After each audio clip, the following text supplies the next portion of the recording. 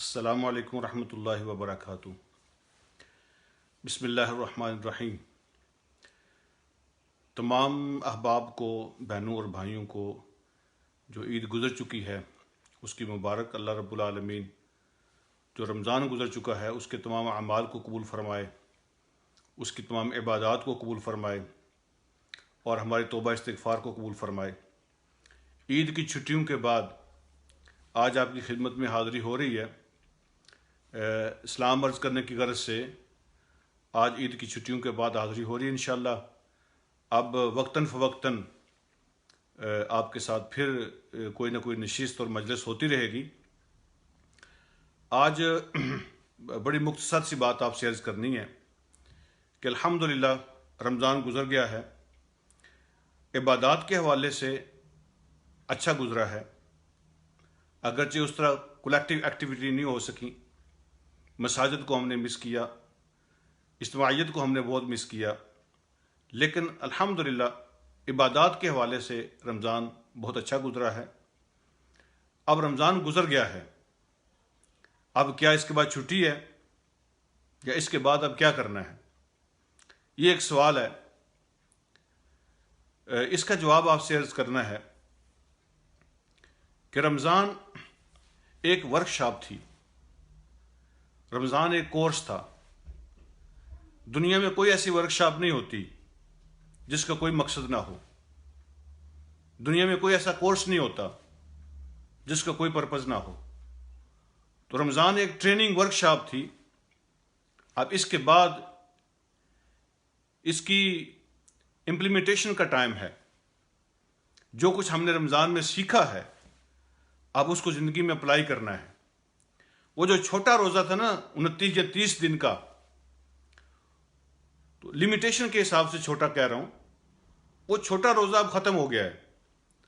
اب جو بڑا روزہ ہے نا، جس کو زندگی کا روزہ کہتے ہیں، رمضان کے بعد کی جو لائف ہے، جس کے لیے ہم نے یہ ورکشاپ کی ہے، جس کے لیے ہم نے یہ سب کچھ سیکھا ہے، اب وہ بڑا روزہ سٹارٹ ہو گیا ہے۔ اب ہم نے اپلائی کرنا ہے جو کچھ ہم نے لرن کیا اور جو کچھ رمضان میں جمع کیا ہے۔ بڑی اچھی بات لکھی ہے سید مودودی رحمۃ اللہ علیہ نے حقیقت صوم کے حوالے سے۔ وہ بیان فرماتے ہیں کہ اگر کوئی بندہ یہ سمجھے کہ کھانا کھانے کا سارا مقصد اور پرپز یہ ہے کہ کوئی چیز پیٹ میں چلی جائے، دیٹس اٹ۔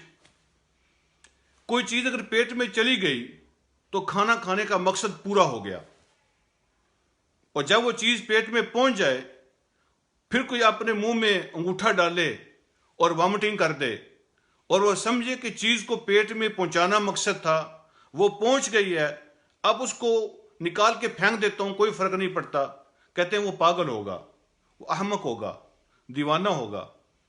اصل کوئی چیز پیٹ میں پہنچانا مقصد نہیں ہے، اصل مقصد یہ ہے کہ اب وہ چیز پیٹ میں ہضم ہو، وہاں کچھ دیر کے لیے ٹھہرے، اور جب وہاں ٹھہرے گی، وقت گزرے گا، وہ وہاں ہضم ہوگی، اس کے بعد خون بنے گا، انرجی ملے گی، طاقت ملے گی، اور انسان کے اندر جو ہے نا وہ ساری قوتیں پھر وہ پروان چڑھتی ہیں۔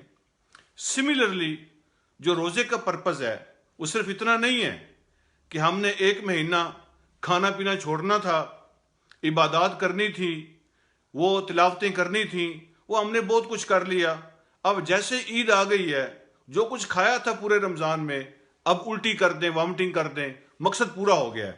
وہ بندہ بیوقوف ہوگا، احمق ہوگا، جس نے اس ساری برکت کو، رمضان کی رحمت کو ہضم نہیں ہونے دیا۔ کچھ وقت وہ ٹھہرے گی، وہ ہضم ہوگی، اس سے پھر انرجی بنے گی۔ اس کو سنبھالنے کی ضرورت ہے۔ جو کچھ ہم نے رمضان کے مہینے میں اکٹھا کیا اپنے روحانی معدے کے اندر، اب اس کو سنبھالنے کی ضرورت ہے، اور سارے بندے سنبھال نہیں سکتے۔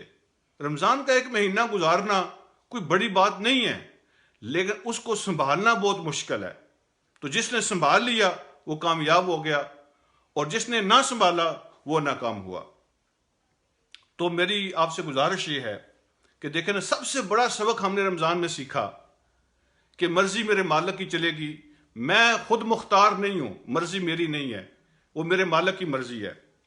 میرے مالک نے کہہ دیا یہ چیز حلال ہے، اور تمہیں ضرورت بھی ہے، لیکن میں اجازت نہیں دیتا، میری خوشی اس میں شامل نہیں ہے کہ تم اس کو استعمال کرو، تو ہم نے پورا مہینہ اپنے مالک کی خوشی اور اس کی مرضی کو فالو کیا۔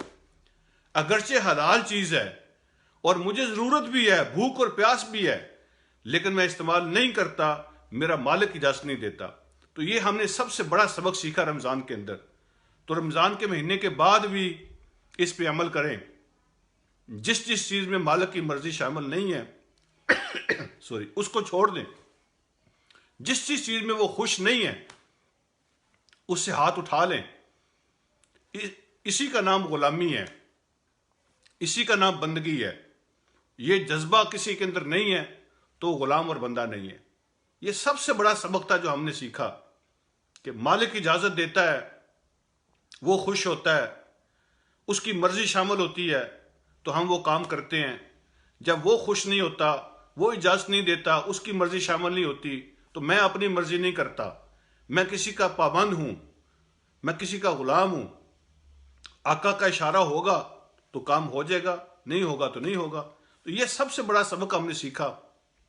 آپ اس پر عمل کرنے کی کوشش کرتے ہیں، اللہ مجھے اور آپ کو توفیق عطا فرمائے۔ انشاءاللہ یہ مجلسیں جاری رہیں گی، آپ سے ملاقات ہوتی رہے گی۔ دعاؤں میں یاد رکھیں۔ اللہ پاک سب کے لیے آسانیاں پیدا فرمائے۔ السلام علیکم ورحمۃ اللہ وبرکاتہ۔